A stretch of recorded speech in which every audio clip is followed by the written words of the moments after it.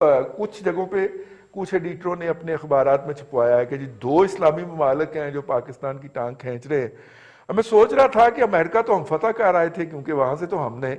2 ممالک ہیں جی، امریکہ تو ہم فتح کر آئے تھے کیونکہ وہاں تو ہم نے ورلڈ کپ جیتا تھا، اور بورس جانسن تو اپنا بڈی ہے، ٹھیک ہے۔ اس لیے ایران جو ہے وہ تو ہینڈل کر رہا ہے، زلفی بخاری، وہاں پہ تو کوئی مسئلہ ہی نہیں ہے، ہم تو جا کے ایران کی زبان بولتے ہیں کہ آپ کے ہاں دہشت گردی ہمارے ملک سے ہوتی ہے۔ انڈیا جو ہے اس کی تو ہم جیتنے کی دعائیں کیا کرتے تھے، چین جو ہے اس نے سی پیک بحال کر دیا ہے، اور سعودی عرب کی تو ہم گاڑی چلا چکے ہیں، تو وہ تو ہمارا فون ڈائریکٹ لیتا تھا۔ ہمیں بتایا گیا کہ پرائم منسٹر تو چھوڑیں، وہ تو ہمارے سرکاری افسر جو ہیں، ہمارے آرمی چیف جو ہیں، ان کی وہ جو ہے وہ فون ڈائریکٹ کال سنتا ہے۔ تو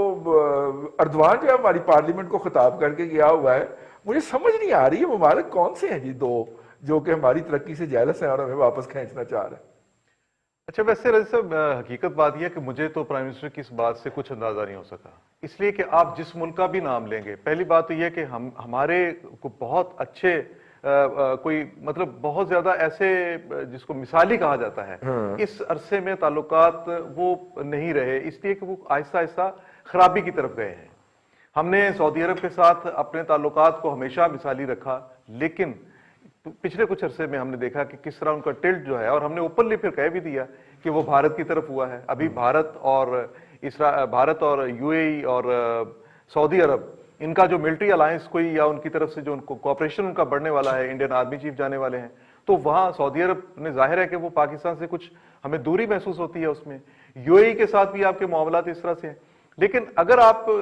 اسلامی ممالک کی طرف لے کے جائیں گے تو پھر تو آپ پہ انفلوئنس کرنے والے اس کنٹری کے اندر جو ملک ہیں وہ سعودی عرب اور یو اے ای ہیں۔ آپ اگر ترکی کی بات کرتے ہیں، اگر قطر کی بات کرتے ہیں، تو مجھے نہیں پتا کہ اندر کوئی ایسی کوئی بات ہو گئی ہو جس میں یہ ممالک پاکستان سے کہیں دور گئے ہوں، کہ مثال کے طور پہ ترکی کے تو پاکستان سے بڑی اچھی ریلیشن شپ ہے۔ آپ نے ابھی جو آذربائیجان وغیرہ کی، آرمینیا کی جو وہاں پہ کانفلکٹ ہوا، اس میں بڑا کہا گیا کہ یہ دونوں ملک جو ہیں ان کا بڑا اس میں کردار رہا ہے۔ پھر اسی طرح سے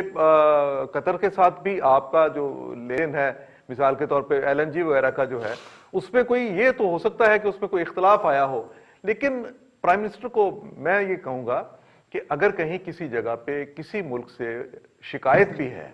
تو کسی اوپن فورم پہ کم از کم پرائم منسٹر کو اس طرح کی بات نہیں کرنی چاہیے، بجائے اس بات کے میں جب خود اتنا محتاط ہوں پرسنلی، جس کی کوئی اتنی بڑی کوئی ایسی حیثیت نہیں ہے سوائے اس بات کے کہ ہم میڈیا سے تعلق ہے، یہاں بیٹھ کے میں بات کر سکتا ہوں، میں ذاتی طور پہ یہ چاہوں گا کہ پاکستان کی طرف سے کسی ملک کی طرف اشارہ بھی نہیں ہونا چاہیے۔ صحیح، آپ کو جہاں سے اعتراض ہوتا ہے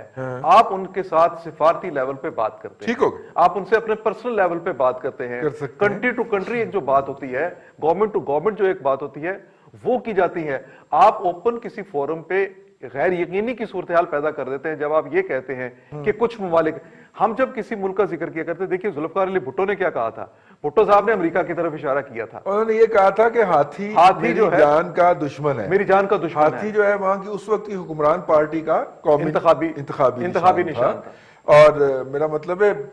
ظاہر ہے تو آج تک دیکھیں نا، آج تک یہ کہا جاتا ہے کہ بھٹو صاحب کی جو سارا جو واقعہ ہوا اس کے پیچھے یہ کہا جاتا ہے امریکہ کا آپ نام پاکستان میں لے لیتے ہیں، نے کہا کہ ہم تمہیں عبرت کا نشان بنا دیں گے۔ بالکل، تو پھر آپ بھارت کے معاملے میں بھی یہ بات کہتے رہے ہیں کہ کبھی کبھی بھارت کے حوالے سے الزامات مختلف لوگوں پہ لگتے رہے ہیں، افغانستان کے حوالے سے لگتے رہے، لیکن ان ملکوں سے ہٹ کے جب آپ کسی بھی اسلامی ملک کی طرف اشارہ بھی دیتے ہیں تو اس کا مطلب یہ ہے یا تو معاملات بہت زیادہ خراب ہیں، یا خرابی کی طرف جا رہے ہیں، یا خراب ہو چکے۔ اب آپ اس کو بچائیں، اس کو کسی پبلک لیول پہ اس کو اس طرح ڈسکس کرنے کی بجائے میرا یہ مشورہ ہوگا بلکہ کہ اس کو کم از کم حکومت کو، پرائم منسٹر کو اس طرح کی بات جو ہے یہ کرنے سے گریز کرنا چاہیے۔ بالکل ٹھیک ہے۔ اپنا ممتاز بھٹی صاحب، یہ انہوں نے تو بہت ہی سنجیدہ گفتگو کر دی ہے، کچھ تھوڑا سا ہمیں بتائیے گا یار یہ کون ہے جو ہم سے حاسد ہے؟ دیکھیں نا، ہم نے اسپیشل ایمبیسڈر بھیجی تھی، حریم شاہ یو اے ای بھیجی تھیں، اور ان کی وہاں پہ سرگرمیاں انہوں نے ٹک ٹاک پہ ہمیں دکھائی تھیں، تو اس سے تعلقات بحال نہیں ہوئے سر؟ رضوان صاحب یہ وہی ہیں میرے خیال میں جنہوں نے پیسے دیے تھے اور آپ واپس مانگ رہے ہیں، اور آپ کو کے پاس چونکہ دینے کو ہے نہیں ہے تو آپ ناراض ہو جائے۔ یہ تو ہمارے یہاں پہ آپ کو پتہ ہے نا، ادھر یہی ہوتا ہے، اگر آپ غور کریں تو ہمارے ادھر سندھ اور پنجاب کا کلچر تھا کہ کسی نے ادھار لے لیا, اس کے بعد مانگا گیا تو ناراض ہو جائے, سال 2 سال نکل جائے گا. دیکھیں کلیپس کر دی انہوں نے فارن پالیسی رضوان رئیس صاحب. پاکستان اتنا آئسولیٹڈ کبھی نہیں تھا, یہ میں آپ کو پورے دعوے سے کہہ رہا ہوں, جتنا اس وقت ہے. دیکھیں نواز شریف کے دور میں بھی صورتحال اتنی اچھی نہیں تھی, لیکن اتنی بری بھی نہیں تھی. وہ راحیل شریف کے ساتھ سعودی عرب گیا, سعودی عرب والوں سے ملا, ان سے بات چیت کی, پھر واپس ایران آیا. راحیل شریف بھی اس کے ہمراہ تھا. اس وقت پاکستان میڈیشن کی بات کر رہا تھا, پاکستان دونوں ممالک کے تعلقات سدھارنے کی بات کر رہا تھا. پھر آپ نے گاڑیاں بھی چلائی, آپ نے پیسے بھی کھائے, اور آج آپ بیٹھے ہوئے ایک دوسری بات کر رہے ہیں. اور ایک دن آپ ایک بات کرتے ہیں, دوسرے دن دوسری بات کرتے ہیں, ایک دن کہتے ہیں نہیں نہیں بالکل. وہ ڈبے والے جو پیر صاحب ہیں ان کی اپنی نہیں سمجھ آتی کہ وہ کیا کرتے پھر رہے. فارن پالیسی تو خیر دور کی بات ہے. دیکھیں سوال یہ اٹھتا ہے اس وقت رضوان رئیس صاحب, آپ کہاں پہ کھڑے ہیں؟ سی پیک میں آپ کو دعوے سے کہتا ہوں جتنی یہ سٹیٹمنٹس اور یہ سارا کچھ ہو رہا ہے